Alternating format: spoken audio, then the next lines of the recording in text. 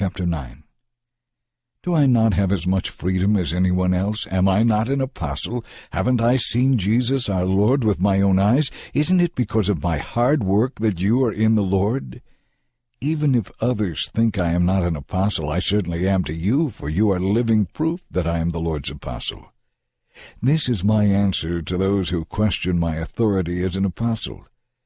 Don't we have the right to live in your homes and share your meals? Don't we have the right to bring a Christian wife along with us, as the other disciples and the Lord's brothers and Peter do? Or is it only Barnabas and I who have to work to support ourselves? What soldier has to pay his own expenses? And have you ever heard of a farmer who harvests his crop and doesn't have the right to eat some of it? What shepherd takes care of a flock of sheep and isn't allowed to drink some of the milk? And this isn't merely human opinion. Doesn't God's law say the same thing? For the law of Moses says, "Do not keep an ox from eating as it treads out the grain." Do you suppose God was thinking only about oxen when he said this? Wasn't he also speaking to us? Of course he was. Just as farm workers who plow fields and thresh the grain expect a share of the harvest, Christian workers should be paid by those they serve. We have planted good spiritual seed among you. Is it too much to ask in return for mere food and clothing? If you support others who preach to you, shouldn't we have an even greater right to be supported? Yet we have never used this right. We would rather put up with anything than put an obstacle in the way of the good news about Christ. Don't you know that those who work in the temple get their meals from the food brought to the temple as offerings, and those who serve at the altar get a share of the sacrificial offerings? In the same way, the Lord gave orders that those who preach the good news should be supported by those who benefit from it. Yet I have never used any of these rights, and I am not writing this to suggest that I would like to start now. In fact, I would rather die than lose my distinction of preaching without charge. For preaching the good news is not something I can boast about. I am compelled by God to do it. How terrible for me if I didn't do it.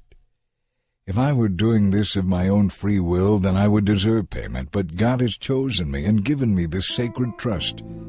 I have no choice. What then is my pay? It is the satisfaction I get from preaching the good news without expense to anyone, never demanding my rights as a preacher. This means I am not bound to obey people just because they pay me, yet I have become a servant of everyone so that I can bring them to Christ. When I am with the Jews, I have become one of them so that I can bring them to Christ. When I am with those who follow the Jewish laws, I do the same, even though I am not subject to the laws, so that I can bring them to Christ. When I am with the Gentiles who do not have the Jewish law, I fit in with them as much as I can. In this way, I gain their confidence and bring them to Christ. But I do not discard the law of God. I obey the law of Christ. When I am with those who are oppressed, I share their oppression so that I might bring them to Christ. Yes, I try to find common ground with everyone so that I might bring them to Christ.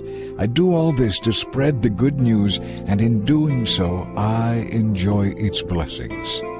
Remember that in a race everyone runs, but only one person gets the prize. You also must run in such a way that you will win.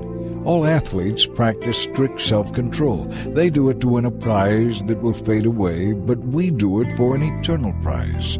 So I run straight to the goal with purpose in every step. I am not like a boxer who misses his punches. I discipline my body like an athlete, training it to do what it should. Otherwise, I fear that after preaching to others, I myself might be disqualified.